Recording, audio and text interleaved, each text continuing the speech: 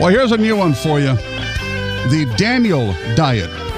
For those people who have tried pretty much everything else, we're now going to various chapters of the Old Testament in order to find a way of shedding those extra 5 pounds. Joining us right now, healthy living expert Judy Gaman. Judy, good morning. How are you? Good morning. How are you? I'm doing great here. I was kind of up for the Sermon on the Mount diet where water's changed into wine on my behalf. But of course you were, Bruce. the Daniel diet, which means fasting a good bit of the time, I'm not quite sure I'm up for that. Well, here's the deal about this Daniel diet.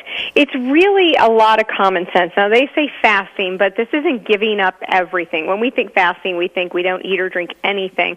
But on this particular diet, you go 10 to 21 days on water and then things that come from seeds. So specifically vegetables, raw vegetables.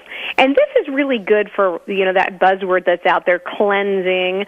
And, it's something that we always, when you're going to do something like this at Executive Medicine Texas, we always tell our patients, if you're going to do this, one, do it short term, but also if you do anything more than 3 days like this, you have to be sure you're taking some supplements because you're going to miss some of those nutrients that you need. Rick Warren heads the Saddleback Church, which is one of the huge mega churches, around 20,000 people in the congregation, and they've launched a website and a book saying, this is the Daniel plan, and they're encouraging all 20,000 of the members of their church to give it a try.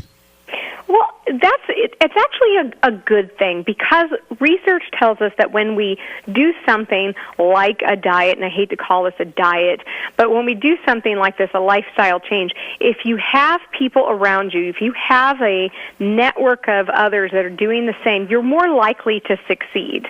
All right, that makes sense because I have a son who could probably eat 7 pizzas, not gain a single ounce, but if I actually walk by a bakery and inhale, I gain 4 pounds.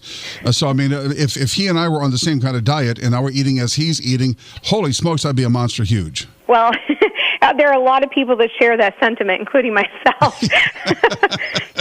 Well, here's the interesting thing about kind of where this diet came from. It was a Hebrew slave diet, and what was going on where people that had money, like the king, were eating lots of food, drinking lots of wine, eating lots of meats and dairies and such, and the slaves weren't. They simply couldn't afford it. And in America, it's kind of the same thing. We've gotten to where food is easily accessible, relatively cheap, like the 99-cent menus, and we're eating too much of the wrong stuff. Judy Gaman, healthy living expert, also co-author of a new book called, was it Living to 100? Do I have that right?